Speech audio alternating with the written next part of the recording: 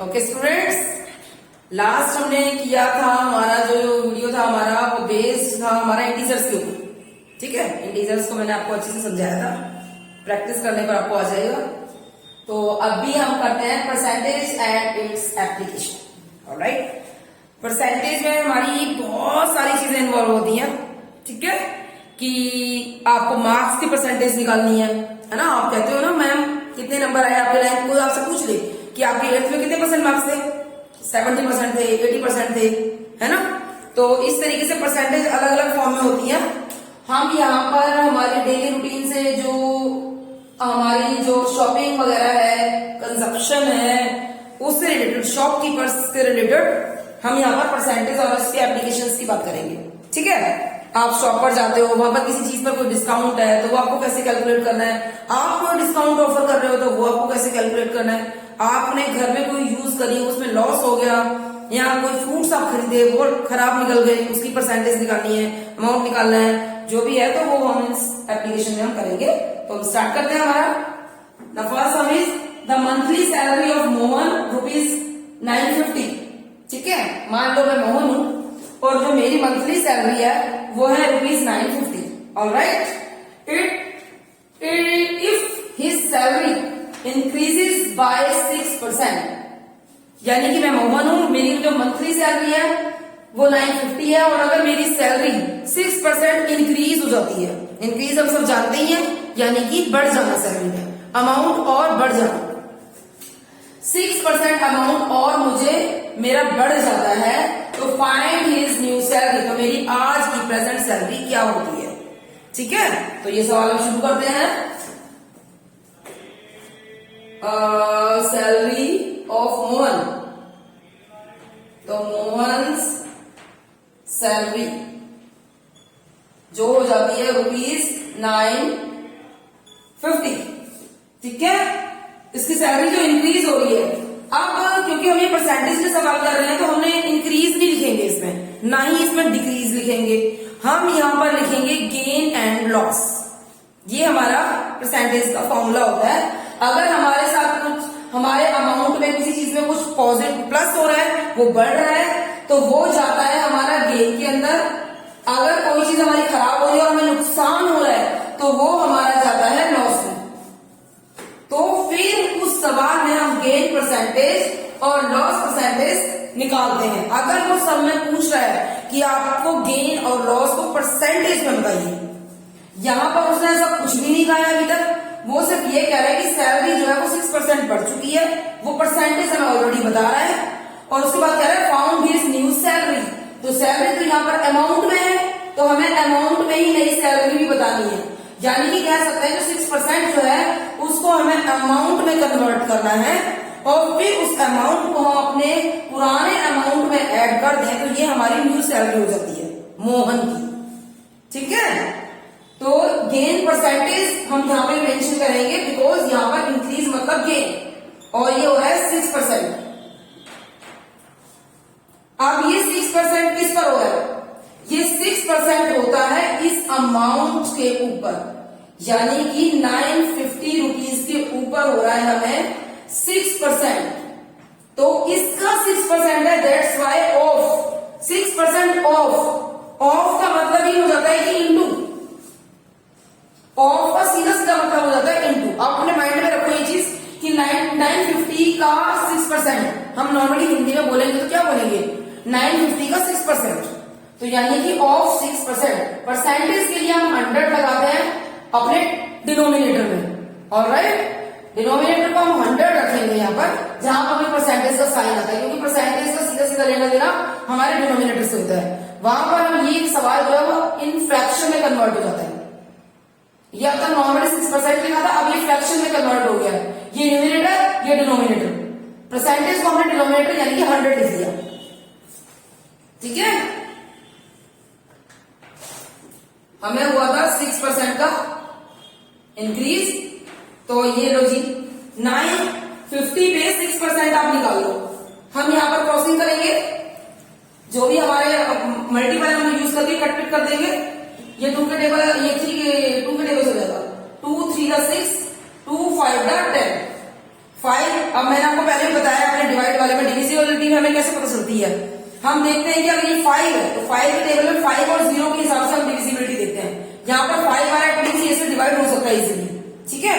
यहाँ 0 होता तो भी ये 5 से डिवाइड होने के चांसेस थे काफी हद तक, क्योंकि डिविजिबिलिटी टेस्ट में हमने यही चीज की थी अपनी कि how we can quickly divide the digits. Alright, ये यहां से काट दिया। 5 1 5 4 5 5 9 45। अब 19 को इंटू करेंगे 3 से। 19 3 27 3 1 3 और 5। अब ये क्या है 57 क्या है, ये परसेंटेज नहीं है, क्योंकि हमने ऑलरेडी परसेंटेज को यहाँ पर फ्रैक्शन में लिख दिया है। परसेंटेज को हमने यहाँ से निशान हटा दिया था, साइन हटा दिया था। ये हम यहाँ पे रुपीस लिख रहे थे, दैट्स वाई ये 57 रुपीज है। 57 रुपीज है, जो कि 950 के 6% थे। 950 का 6% निकाल दिया, 57 रुपीज आ गए।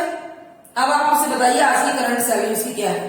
तो सैलरी तो इंक्रीज हुई है ना, ज्यादा हुई है, तो 950 तो पहले से थी, अब 57 और ऐड कर दिए जाए तो वो उसकी आज की सैलरी होगी। तो वेरी सिंपल, अब उसमें हम गेन को प्लस कर देंगे।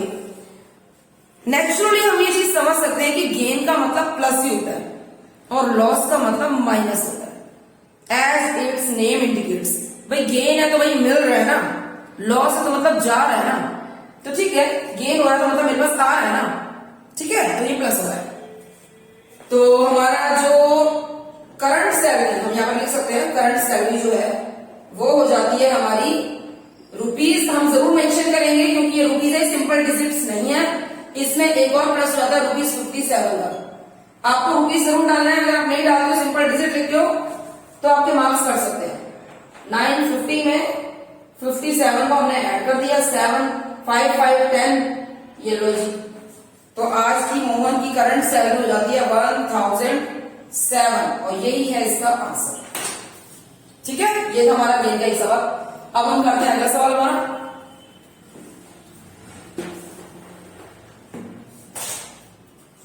ये इस सवाल में क्या कर रहा है, the monthly consumption of milk. Consumption हम जो अपने साथ खा पी रहे हैं वो सारी चीजें कंजप्शन में आती है, ठीक है।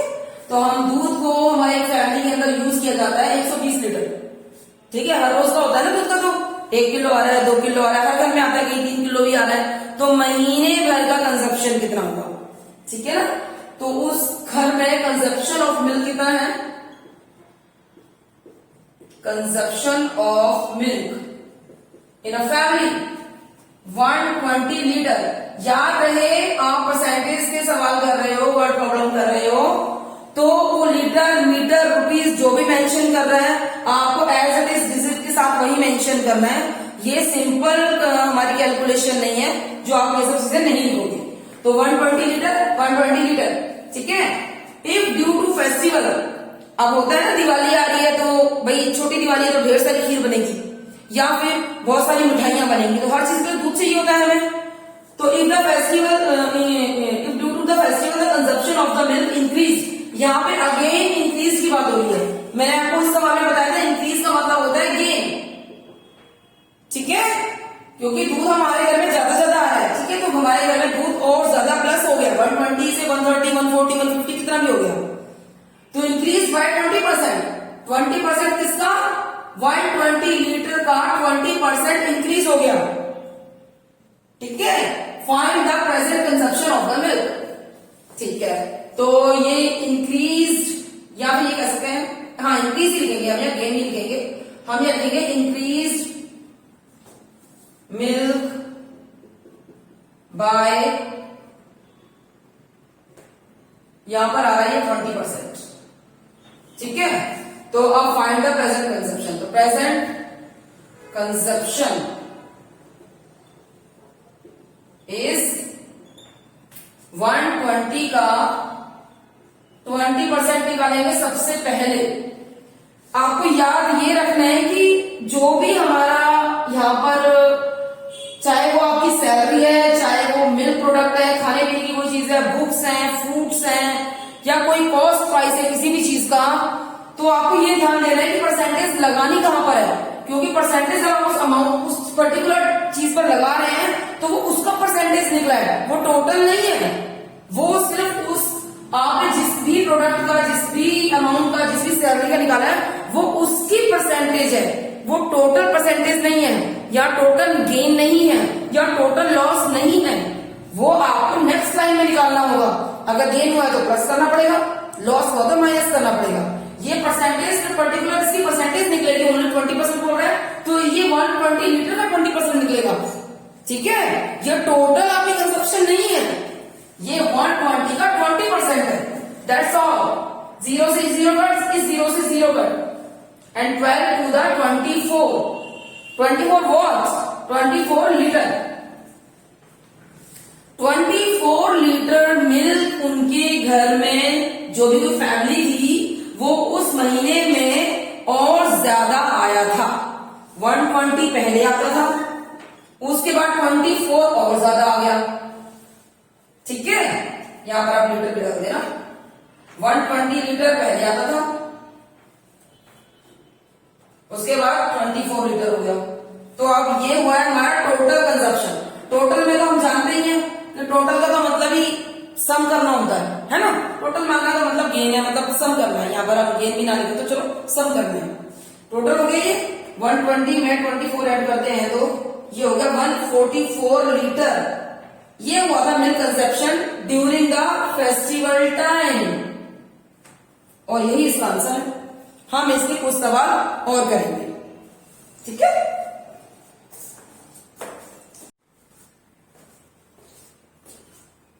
Hello students. तो हम अभी सवाल कर रहे थे परसेंटेज के ऊपर। हमने अभी लास्ट 2 सवाल किए थे। सवाल आगे बढ़ाते हैं, 2 और सवाल करते हैं हम।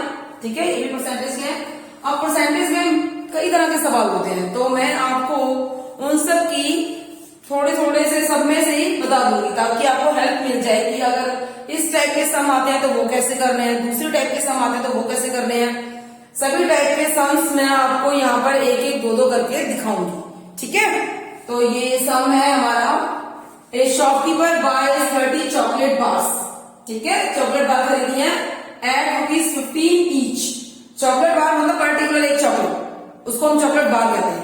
तो यानी कि उसने 15 चॉकलेट खरीदी है 30 रुपए की, और वो एक चॉकलेट है 30 रुपीज की। ऑलराइट, पहले हम सवाल को प्रॉपरली समझ लेंगे ताकि कैलकुलेशन में हमें पता हो कैसे करनी है। And sold all of them for ₹525। ठीक है, और उसने उन सभी चॉकलेट्स को 525 में बेच दिया। And find the profit percentage he made. इस सवाल को हम जब पढ़ते हैं तो हमें ये क्लियर हो जाता है कि शॉपकीपर अर्न द प्रॉफिट, उसे प्रॉफिट हुआ है। तो यहां पर हमें प्रॉफिट निकालना है, बट इन परसेंटेज। हमें प्रॉफिट की परसेंटेज भी बतानी है। ठीक है, हम जब परसेंटेज निकालनी होती है तो पहले हम परसेंट निकालेंगे अमाउंट में, उसके बाद उसको कन्वर्ट कर देते हैं प्रॉफिट परसेंटेज में, जिसका फॉर्मूला मैं आपको बता देती हूं। जब हमें प्रॉफिट निकालना होता है परसेंटेज में तो उसका फॉर्मूला क्या होता है, आपका जो भी प्रॉफिट हुआ है अमाउंट में, जितना भी प्रॉफिट हुआ है वो किससे होता है, कॉस्ट प्राइस पर, और इंटू करते हैं 100। आप बोलोगे मैम आपने इंटू 100 कर दिया, लेकिन आपने स्टार्टिंग में बताया था कि परसेंटेज का लेना देना सीधा सीधा डिनोमिनेटर से होता है। जो भी आपके डिजिट है डिवाइडेड बाय डिनोमिनेटर, यहां भी वो डिनोमिनेटर में ही लिखेंगे हम, लेकिन जब इसको ऊपर ले जाएंगे तो हम इंटू करेंगे। अभी मैं आपको ये करूंगी तो ये सवाल को हम और क्लियर कर देते हैं। हम जब इस टाइप के ये परसेंटेज वाले सम करते हैं ना, ये जो डेली रूटीन वाले होते हैं, चॉकलेट वाले, बुक्स वाले, ये सब वाले, तो इनमें 2 तरह की चीजें होती हैं। The one thing is cost price and the another is selling price. ये 2 तरह के, कोई भी दुकानदार जो होता है, शॉपकीपर जो होता है, वो 2 तरह के कायदे के हिसाब से तो 3 तरह के प्राइसेस पर डिपेंड करता है, लेकिन अभी फिलहाल हम 2 प्राइसेस से इंट्रोड्यूस हो रहे हैं। First is cost price and then selling price. वो होलसेल मार्केट से कोई खरीद के लाता है, राशन वाला, ग्रोसरी वाला हो, या फिर हमारे अपने क्लोथ्स वाले हो, मैन्युफैक्चरर कुछ भी हो, तो वो सारे जो होते हैं होलसेल शॉप पे जाते हैं। ठीक है, होलसेल से वो किसी प्रोडक्ट को जो लेकर आते हैं वो होता है उसका कॉस्ट प्राइस। मान लो मैं ये अपना एक सूट लेकर आती हूँ, ये मैं जो ऊपर का अपना टॉप लेकर आती हूँ, तो मैं क्योंकि अपनी नियरेस्ट मार्केट पे गई, नियरेस्ट मार्केट से मैं इसी टॉप को 700 रुपीज का लेकर आई। लेकिन ये बिल्कुल जरूरी नहीं है कि शॉपकीपर ने जो ये मुझे टॉप दिया है 700 में, वो भी इसे 700 में ही खरीद के लाया हो, बिकॉज वो लेकर आता है उसे होलसेल शॉप से और वहां पर उसे मिलता है एक डिस्काउंट। ठीक है, तो वो एक डिस्काउंटेड प्राइस पर लेकर आता है, बिकॉज वो बहुत ज्यादा अमाउंट में चीजें लेकर आता है, तो उसे वो चीजें थोड़ी सी चीप पड़ती हैं, थोड़ी सस्ती पड़ती हैं। ये कह सकते हैं वो शॉपकीपर लेकर आया होगा इसे 500 में, तो शॉपकीपर का ये 500 था कॉस्ट प्राइस, यानी कि ये उसकी कीमत थी। इस कुर्ते की कीमत शॉपकीपर ने जो खरीदी थी तो ये कॉस्ट प्राइस था, और उसने जो मुझे दिया 700 में, तो ये शॉपकीपर का क्या था? ये शॉपकीपर का था सेलिंग प्राइस।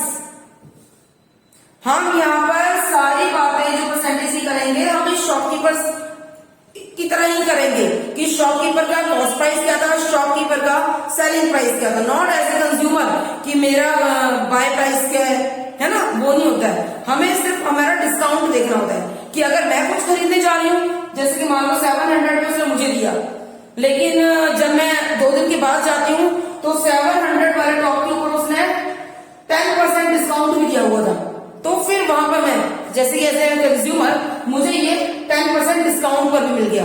ठीक है, डिस्काउंट के समय इसके बाद हम करेंगे, फिलहाल हम कॉस्ट प्राइस और सेलिंग प्राइस पे चलते हैं। किसी भी सम के अंदर कॉस्ट प्राइस और सेलिंग प्राइस तो होता ही है, क्योंकि जो भी चीज हम खरीद के लाते हैं वो हमें उसका सेलिंग प्राइस मिल रही है, लेकिन जो शॉपकीपर उसको लेकर आया है वो उसको कॉस्ट प्राइस पे लेकर आया है, और हम जो खरीद रहे हैं वो उसके सेलिंग प्राइस पे खरीद रहे हैं। ऑलराइट, तो ये 2 प्राइस तो हमारे हर सब में होंगे। जैसे कह सकते हैं कि शॉपकीपर ने चॉकलेट्स खरीदी है 15 बार ईच, तो ये उसका कॉस्ट प्राइस था। कॉस्ट प्राइस जो चॉकलेट्स का था, यहाँ वो बता रहे हैं 30 चॉकलेट्स, आपको कह रहा है 30 चॉकलेट्स हैं जिनमें से एक बार की कीमत है 15 रुपए, तो यानी कि 30 चॉकलेट की हुई 15 दिए 45, 450 रुपीज। ठीक है, तो कॉस्ट प्राइस क्या हुआ? कॉस्ट प्राइस ऑफ चॉकलेट्स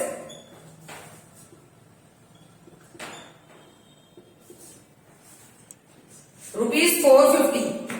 अभी भी मैंने आपको डिफाइन किया था कि कॉस्ट प्राइस और सेलिंग प्राइस, हम शॉपकीपर जो होता है वो कॉस्ट प्राइस पे कोई चीज लेकर आता है, और हम जो चीज उससे खरीदते हैं वो उसके सेलिंग प्राइस पर खरीद रहे होते हैं। वो जो हमें सेल कर रहा है वो उसने एक प्राइस मेंशन किया है, वो उसके अकॉर्डिंग वो चीज बेच रहा है। ठीक है, तो कॉस्ट प्राइस जो था वो था 450, but sold all of them, यानी कि सोल्ड उसका जो एसपी था चॉकलेट्स का, जो शॉपकीपर उसे बेच रहा है वो बेच रहा है ₹525 में। तो आप यहाँ पर ये नहीं लिखोगे सोल्ड ऑल ऑफ देम, ये नहीं लिखना है, हमने लिखना है सेलिंग प्राइस ऑफ चॉकलेट्स। तो चॉकलेट्स का जो सेलिंग प्राइस है वो है 525। ठीक है, अब आप इस अमाउंट को देखो और इस अमाउंट को देखो, उसने खरीदा था 450 में। हम ऐसे शॉपकीपर अपने आप को एज्यूम करते हैं और फिर इस सवाल को अपने ऊपर अप्लाई करते हैं। मैं एक शॉपकीपर हूं, मैंने 450 में चॉकलेट्स खरीदी थी, ठीक है, और उनको मैंने बेचा है 525 में। इट इज वेरी कॉमन, मैं इसे इजिली देख पाती हूं कि मुझे प्रॉफिट हुआ है। प्रॉफिट कितने का हुआ है, पहले हम वो अमाउंट निकालेंगे।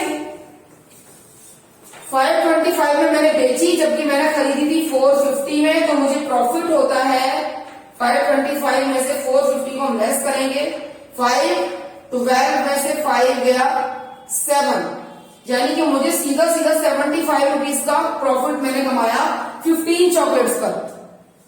क्योंकि उसके सवाल की जो डिमांड है दैट इज हमें प्रॉफिट रुपीज में नहीं चाहिए, अमाउंट में नहीं चाहिए, परसेंटेज में चाहिए। मैंने अभी आपको 2 मिनट पहले परसेंटेज का एक फॉर्मूला बताया था,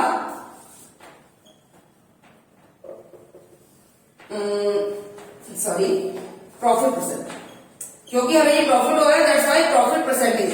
तो उसका फॉर्मूला क्या होगा, जो हमें प्रॉफिट हुआ है वो, ठीक है, अब वो प्रॉफिट किस पे हुआ है, कॉस्ट प्राइस पर, क्योंकि सेलिंग पे तो हमने प्रॉफिट कमा रहे हैं, लेकिन वो कमाया किस पे था, कॉस्ट पर।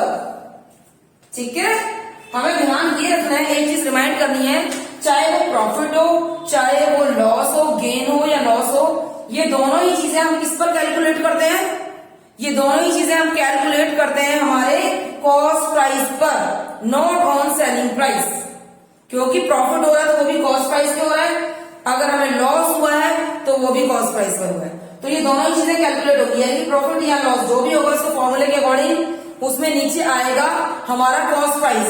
प्रॉफिट जो भी हुआ है किस पर हुआ है, सीपी पर हुआ है। मैंने आपको भी थोड़ी देर पहले बताया था कि हमारा परसेंटेज का फॉर्मूला ही क्या होता है, हमारी जो भी डिजिट अमाउंट है और डिनोमिनेटर में हम रखते हैं 100, यहां पे हम यहीं पे रखेंगे 100। लेकिन हम इसको कैलकुलेट कैसे करेंगे, जब हम प्रॉफिट लिखेंगे 75 रुपीज जो हमें हुआ है और नीचे हमारा सीपी यानी कि 450 है, इसके नीचे हम 100 लिखेंगे तो कैलकुलेशन करने के लिए हम इसको ऊपर मल्टीप्लाई मिल जाएंगे। ठीक है, तो यहां से 100 को हटा देंगे और यहां पर इसे इंटू कर देंगे। दैट्स वाई अब ये फॉर्मूला कुछ इस तरीके से आपको दिखेगा। परसेंटेज को हमने रखना डिनोमिनेटर में है, लेकिन हम मल्टीप्लाई करने के लिए उसको इतना नीचे तक कटिंग करने में आप सोचोगे पहले किसको काटना है फिर किसको काटना है, तो हम उसको 100 को ऊपर लेंगे। नीचे वाली किसी भी डिजिट को जब हम ऊपर लेके जाते हैं तो वो इंटू होकर उसके साथ में आती है। दैट्स वाई 100 यहां आ गया। फॉर्मूला वही है कि जो भी आपका था और डिनोमिनेटर में हमने परसेंटेज रखनी होती है 100। ठीक है, तो ये अब कुछ यूं हो गया। अब हम इसको कटिंग करेंगे। ठीक है, ये लो जी, 0 से 0 कट। सबसे पहले 5 और 0, इट मीन्स कि 5 का टेबल 5 9 का 45, 5 2 का 10। अब ये 9 है, ये 5 है। 9 और 5 3 के टेबल में इजीली आते हैं। 3 पे ट्राई करते हैं, 3 3 9, 3 2 6, 3 5 का 15। अब ये कुछ भी नहीं कटेगा, 25 2 का 50 और ये आ गया 3। अब ये हमारा डिवाइड करेंगे हम 3 से 50 को। 3 1 का 3, 2 0, 3 6 का 18, 3 7 का 20 होगा, 3 6 का 18, फिर 2 पॉइंट लगाएंगे, 0 बढ़ाएंगे, फिर 3 6 का 18 और ये जाता रहेगा। तो हम एक पॉइंट पे जाकर के यहाँ पे 7 कर देंगे। थर्ड पॉइंट को आप चेंज कर सकते हो, 7 कर सकते हो। 1 6 6 6 6 चलता रहेगा। तो नंबर जब इनफाइनाइट होने लग जाते हैं तो हम एक डिजिट बड़ी कर देते हैं। ठीक है, आप इसको 3 बार भी लिख सकते थे, 3 बार भी लिख सकते थे, उसके बाद 4th टाइम आप 7 लगा सकते थे। ठीक है, वरना हम 16.67 भी कर सकते हैं। ठीक है, तो सवाल आपका वो भी ठीक होता, सवाल आपका ये भी ठीक होता, आंसर आपके यही सारे ठीक होते। तो ये कह सकते हैं कि प्रॉफिट परसेंटेज इस क्वेश्चन के अकॉर्डिंग जो शॉपकीपर को हुई वो थी 16.67%, क्योंकि हम ये प्रॉफिट परसेंटेज निकाले, दैट्स वाई %। तो ये सवाल हमारा यहाँ खत्म हो जाता है। ऑलराइट, अब हम करते हैं ये सवाल। इसमें ये क्या कह रहा है, मैंने आपको अभी भी बताया था कि शॉपकीपर या इस तरह के सेलिंग प्राइस, हम जो शॉपकीपर से जो डील करते हैं इसमें 2 चीजें मेनली इन्वॉल्व होती हैं। First is cost price and the second thing is selling price. Selling price पर एक कंज्यूमर चीजें खरीद रहा है और कॉस्ट प्राइस पर वो शॉपकीपर हमें चीजें बेच रहा है। ठीक है, अगला सवाल होता है the selling price of an article is 4/3 of its cost price, find the profit percentage. उसने ऑलरेडी सवाल के अंदर बता दिया कि इस आर्टिकल में हमें प्रॉफिट हुआ है और वो प्रॉफिट हमें परसेंटेज में निकालना है। लेकिन इस सवाल के अंदर ना ही हमारे पास सेलिंग प्राइस है ना ही हमारे पास कॉस्ट प्राइस है। उसने सिर्फ ये जरूर बता दिया कि जो भी आपका कॉस्ट प्राइस था इस आर्टिकल का, उस आर्टिकल पर 4/3% उस कॉस्ट प्राइस का उसको प्रॉफिट हुआ है, वो उसको सेलिंग प्राइस मान के चलेंगे। तो जो सबसे पहले हमारा जो स्टेप होता है वो कॉस्ट प्राइस होता है, देन सेलिंग प्राइस होता है, उसके बाद हमारा प्रॉफिट या फिर लॉस होता है, उसके बाद हम प्रॉफिट परसेंटेज या फिर लॉस परसेंटेज निकालते हैं। ठीक है, ये हो गए सारे स्टेप्स। अब क्योंकि हमें इस सवाल में सब कुछ शुरू से खुद ही शुरू करना है, तो सबसे पहले हम डालेंगे हमारी सीपी। ठीक है, सीपी हमारे पास यहां पर नहीं है। जो चीज हमारे पास नहीं है हम उसको एक्स के रूप में एज्यूम कर सकते हैं। We take CP as X. चलो जी, ये हो गई हमारी सीपी। अब वो कह रहा है एसपी यानी कि selling price, SP of an article. ये रहा हमारा आर्टिकल, ये थी आर्टिकल की सीपी। ठीक है, is 4/3 of its cost price, यानी कि सेलिंग प्राइस क्या है, कॉस्ट प्राइस 4/3 है किसकी, ऑफ सीपी। ऑफ का मतलब सीधा सीधा इनटू, ऑफ सीपी यानी कि सीधा सीधा एक्स की। क्योंकि हमारे पास कोई भी नहीं है तो हम यहाँ पर सीपी को मान रहे हैं एक्स और सेलिंग प्राइस हम निकालने वाले हैं, क्योंकि उसने सिर्फ इतना बताया 4/3 है किसकी, सीपी की। सीपी एक्स मान ली, सेलिंग प्राइस हो गई 4/3 ऑफ सीपी, तो यानी कि सेलिंग प्राइस क्या हुई, ये इंटू होता है 4x/3, ये आ जाती है हमारी सेलिंग प्राइस। हमें कैसे पता चलेगा प्रॉफिट है, हमें प्रॉफिट का तब पता चलता है जब हमारी सेलिंग प्राइस ज्यादा होती है हमारी कॉस्ट प्राइस से। मैंने खरीदा था 4 रुपए में, बेचा है 6 रुपए में, तो 2 रुपए का मुझे प्रॉफिट हो गया। 2 रुपए मेरा निकला कैसे था, बेचा खरीदा था मैंने 4 रुपीज में, सीपी थी 4 और एसपी हो गई 6, तो प्रॉफिट कैसे निकाला था बच्चों, प्रॉफिट निकाला था अगर जो मेरी एसपी है उसमें से मैं सीपी निकाल दूं, यानी कि 6 में से 4 निकाल दूं, तो 2 रुपए मुझे प्रॉफिट हो गया, यानी कि SP minus CP. This is the formula of percent amount, percentage नहीं, अब ये हम अमाउंट निकाल रहे हैं।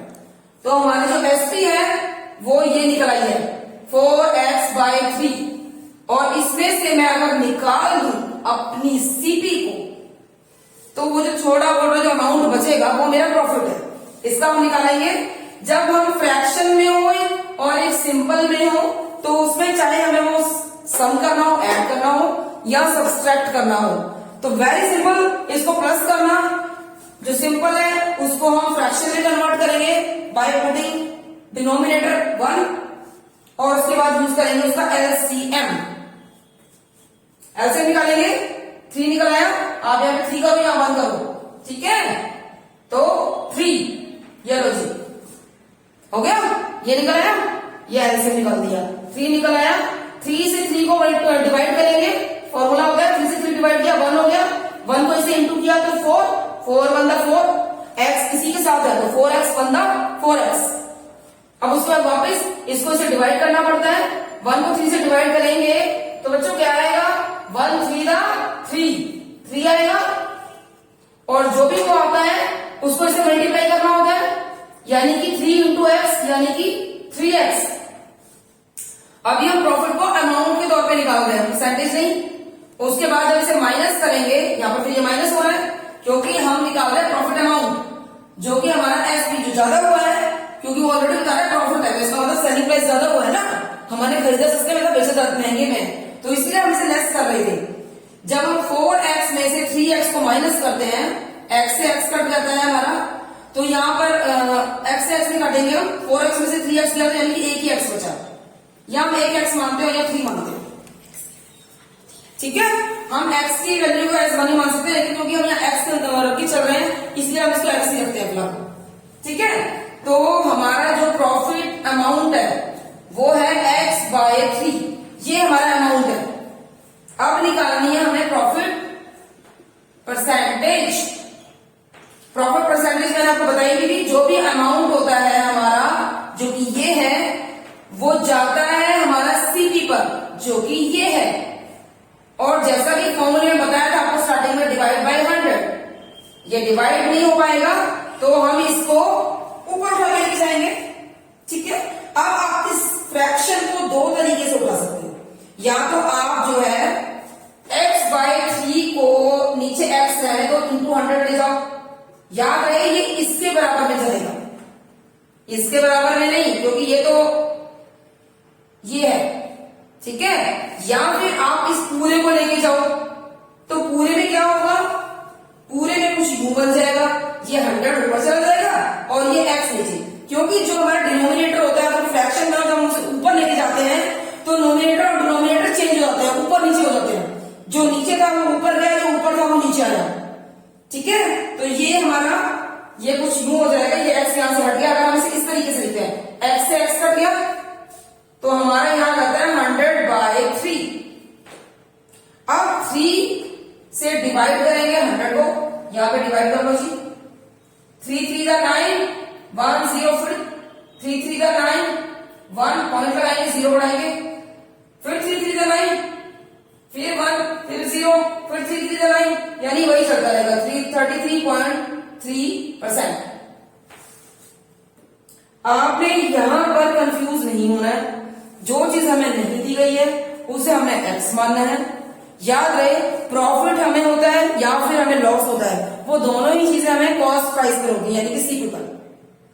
हम शॉपकीपर के साथ जब डील करते हैं तो हम दो चीजों के साथ डील करते हैं, the first is CP and the another is SP. CP shopkeeper की होती है और एसपी का लेना देना हमसे होता है, लेकिन एसपी का लेना देना शॉपकीपर से प्रॉफिट और लॉस पर भी होता है। ठीक है, ये दोनों सवाल हम यहां पर कर दिए, आप इन्हें थोड़ा समझेंगे।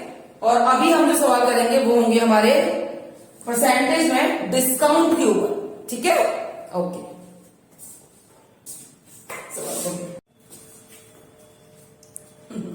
Hello students, how are you?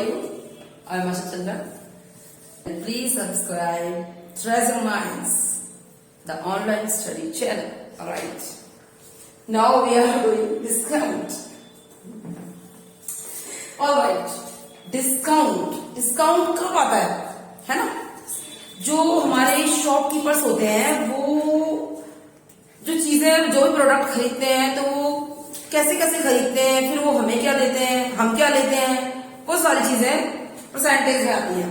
ठीक है, सबसे पहले जो चीज होती है, मैंने आपको भी लास्ट जब हम परसेंटेज का शुरू किया था तो मैंने बताई भी थी अपनी फर्स्ट सम में, सबसे पहले होता है एमपी मार्क प्राइस, उसके बाद होता है cost price, then selling price, then discount, then profit and loss, then profit percentage और लॉस परसेंटेज।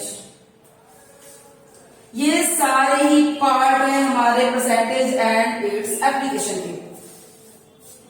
जब हम कुछ खरीदने चाहते हैं, किसी आप मॉल में जाए, किसी भी शॉप में आप जाओगे, जब वहां पर कुछ डिस्काउंट की आपने देखी होंगी, बड़ा बड़ा लिखा होता है 20% डिस्काउंट, 10% डिस्काउंट, या फिर आप कहीं जाते हैं तो आप देखते हैं कि आपने एक मॉल में जाते हो ना, तो एक टी शर्ट उठाई, उस पर ऑलरेडी एक टैग लगा हुआ होता है, उस टैग पर एक अमाउंट लगा हुआ होता है, वो होता है मार्क प्राइस।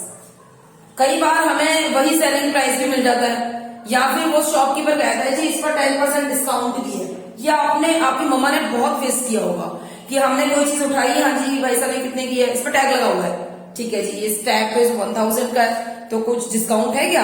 अक्सर जब मैं शॉपिंग करने जाती हूँ तो मैं भी यही कहती हूँ, भाई टैग 1000 का है तो कोई डिस्काउंट वगैरह है कि हाँ जी इस पर 5% डिस्काउंट चल रहा है अभी वाले विंटर पर या समर पर जो भी है, तो 5% लेस हो गया, क्योंकि डिस्काउंट हमारा प्रॉफिट है, डिस्काउंट कस्टमर का प्रॉफिट है, क्योंकि वो लेस होके मिलता है उस सेलिंग प्राइस में से, ठीक है, या फिर उस मार्क्ड प्राइस में से। जिस सवाल में मार्क प्राइस को अलग से मेंशन किया हो तो मार्क प्राइस ले लेंगे, वरना तो सेलिंग प्राइस चल ही रहा है। ठीक है, चलो जी सवाल करते हैं। The cost of A sari was ₹500. If the shopkeeper allows a discount of 20% on the sari, what the cost of sari after discount? ठीक है, तो कॉस्ट ऑफ ए साड़ी जो शॉपकीपर के शॉप पर है, उस साड़ी की पर्टिकुलर एक कॉस्ट है, वो है 500 रुपए। डिस्काउंट कोई भी दुकानदार अपनी खुशी से तो देता नहीं है, या तो ये हो कि वो जल्दी से जल्दी उस स्टॉक को निकालना चाहता है और वो सोच रहा है यार 6 महीने से पड़े हैं कपड़े, है ना, तो यार इन्हें फटाफट निकालो, इसमें डिस्काउंट डाल देते हैं, शायद लोग थोड़ा सस्ती देकर के फटाफट खरीद लेंगे। डिस्काउंट भी कुछ इस वजह से भी होता है, इससे कई बार ना हमें फायदा हो जाता है। जैसे कि मैं कोई साड़ी देखने गई, वो 500 की थी, मेरे पास तो सिर्फ 400 थे, मैंने शॉपकीपर से थोड़ी सी ना आर्ग्यूमेंट्स भी की, भैया मुझे प्लीज 400 में लगा लो। उसने कहा नहीं, आप जब 1-2 महीने बाद जाते तो आप देखो उसी साड़ी पर 20% डिस्काउंट भी चल रहा है, आपने फटाफट उसे ग्रैब कर लिया क्योंकि वो आपको थोड़ी सस्ती मिल गई। अब यहाँ पर उस साड़ी वाले को या तो प्रॉफिट हुआ है, या हो सकता है उसने रेट अपना डिस्काउंट के बाद भी इतना ज्यादा लगा रखा है कि डिस्काउंट के बाद भी उसे प्रॉफिट हो गया। ठीक है ना, अब वो सवाल में उसने क्या क्या मेंशन कर रखा है वो हम उसके अकॉर्डिंग करते हैं। इस सवाल में सिर्फ वो ये कह रहा है 500 रुपए की साड़ी थी, 20% का डिस्काउंट दे दिया, अब बताओ कि साड़ी की वैल्यू क्या होगी, बस हमें उतना ही निकालना है। तो कॉस्ट ऑफ ए साड़ी जो 500 रुपए की थी, अब वो इस पर एक डिस्काउंट भी दे रहा है, और वो डिस्काउंट को दे रहा है 20% का डिस्काउंट। कॉस्ट प्राइस के ऊपर ही दिया जाता है ना, प्रॉफिट में थोड़ी ना कोई डिस्काउंट देता है, कॉस्ट प्राइस के ऊपर देगा। तो उसके बाद वो कह रहा है cost of the sari after discount. तो कॉस्ट, आप कॉस्ट ऑफ द साड़ी निकालनी है। अब यहां पर आप ये भी कह सकते हैं कि उसकी सेलिंग प्राइस है ना, मैं जो दुकानदार से अब डिस्काउंट के बाद जो साड़ी खरीद के लाऊंगी, तो उस दुकानदार की उस साड़ी की वो सेलिंग प्राइस थी, सेल की थी उस प्राइस में उसने मुझे वो साड़ी, ठीक है, तो वो उसकी सेलिंग प्राइस थी। कॉस्ट प्राइस थी, यहां पर हम सीपी भी लिख सकते हैं, सीपी ऑफ ए साड़ी, ठीक है। तो हम यहाँ पर सीपी कर देते हैं। आप सीपी और एसपी में उलझे रहोगे तो आपको याद रहेगी ये चीजें। सीपी ऑफ साड़ी इतना, डिस्काउंट इतना, अब निकालते हैं एसपी ऑफ साड़ी, ठीक है, क्लियर है ना, ये तो इजी हो गया। तो ये हमारे रुपीज से 500। सबसे पहले हम इसका 20% निकालेंगे। हम याद रहे 500 का 20% निकाल रहे हैं। 20 के टेबल में 5 पर ये पूरा का पूरा क्रॉस हो जाता है, और 5 के टेबल में ये पूरा का पूरा 100 भी चल जाता है, ठीक है। ठीक है, बिल्कुल ठीक है। तो ये हमारा जो डिस्काउंट अमाउंट है, ये डिस्काउंट, ये अमाउंट है, ये आया है हमारा 100 रुपीज, ये है ₹100। अब ये डेली यूजर है कि ये जो शॉपकीपर था ये उसको तो लॉस ही है ना बेटा। अब वो कह रहा है, लेकिन उसने लॉस परसेंटेज या प्रॉफिट परसेंटेज तो मांगी नहीं है हमसे, उसने हमसे बोला है कॉस्ट ऑफ द साड़ी। अब बताइए आफ्टर डिस्काउंट, तो हम कह सकते हैं कि after discount SP, selling price जो होता है साड़ी का, वो हो जाता है ₹500 में से अगर हम डिस्काउंट यानी कि ₹100 को लेस करते हैं, तो हमारे पास जो आता है ₹400। यही तो है उसका सेलिंग प्राइस। हो गया डिस्काउंट क्लियर। डिस्काउंट को हम लेस करते हैं हमारे कॉस्ट प्राइस में से। पहले डिस्काउंट की परसेंटेज जो भी दे रखी है वो पर्टिकुलर अमाउंट निकालते हैं, उस अमाउंट को हमारे कॉस्ट प्राइस में से लेस करते हैं, फिर जो अमाउंट आता है वो होता है हमारा सेलिंग प्राइस, ठीक है। अगला सवाल करते हैं। वो कह रहा है mark price of A shirt is ₹1050। Mark price मतलब जो भी कोई शर्ट थी, जो भी कोई शर्ट थी उस पर एक टैग लगा हुआ था, और उस टैग पर लगा हुआ था 105 का टैग, ठीक है। वो शर्ट के ऊपर एक टैग लटका हुआ था जिसके ऊपर लिखा हुआ था इतना rupees. The shopkeeper allows a discount of ₹16% on it's mark price. अब वहीं पर उसने इसी अमाउंट के नीचे ठीक उसने लिख दिया 16% का डिस्काउंट भी, और उसके बाद उसने से यहाँ अमाउंट भी लिख दिया। तो जब हम बायर, हम लोग जब खरीदने जाते हैं तो हम टी शर्ट को उठाते हैं तो हम देखते हैं डिस्काउंट भी लगाया हुआ है, ठीक है जी इतने का पड़ा। फिर हम एक बार क्रॉस चेक कर लेते हैं कि भाई साहब ये इतने डिस्काउंट पर इतने का है, कि हाँ जी इतने का है, तो हम उसको पे किया और दैट्स ऑल, ठीक है। सवाल में हमें ये सब खुद निकालना होगा। ये अलाउ कर दिया उसने डिस्काउंट 16% का मार्क प्राइस के ऊपर, फाइंड द सेलिंग प्राइस। तो जाहिर है कि उसका वो निकाल दिया, तो उसका सेलिंग प्राइस बताना है हमको, ठीक है। मार्क प्राइस की बात कर रहा है यानी कि एमपी की बात कर रहा है, तो हम एमपी ही लिखेंगे। जो समय दिया हम ऐसे की वैसे करेंगे। एमपी ऑफ अ शर्ट वो बता रहा है ₹1050, ठीक है, ये है उसका एमपी। अब उसके बाद शॉपकीपर ने अलाउ किया डिस्काउंट किया है।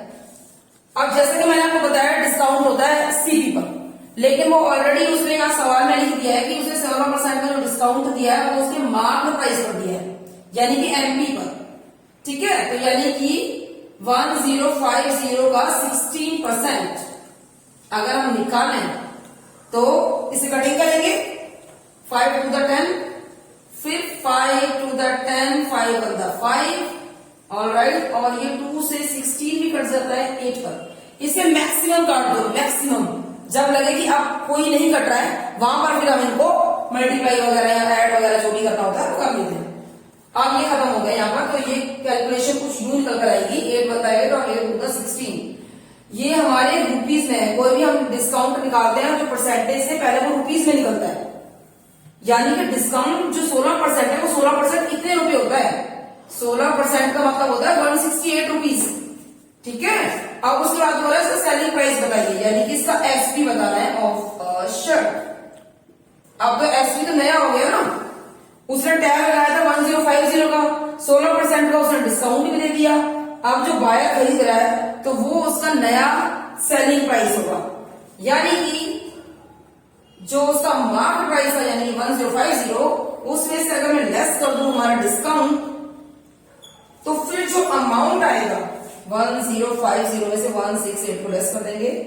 ठीक है, तो यहां से कैरी ले लिया, 10 में से 8 गया तो यहाँ 4 बचा था, यहां से कैरी ले लिया 14, 6 में से 8 और यहां बचा 9, 9 में से बच गया 8, यानी कि ₹882 is SP of our shirt और ₹882 ही है इसका answer.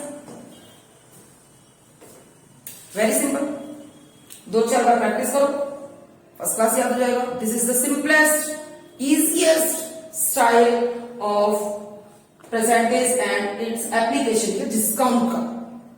I hope you understand.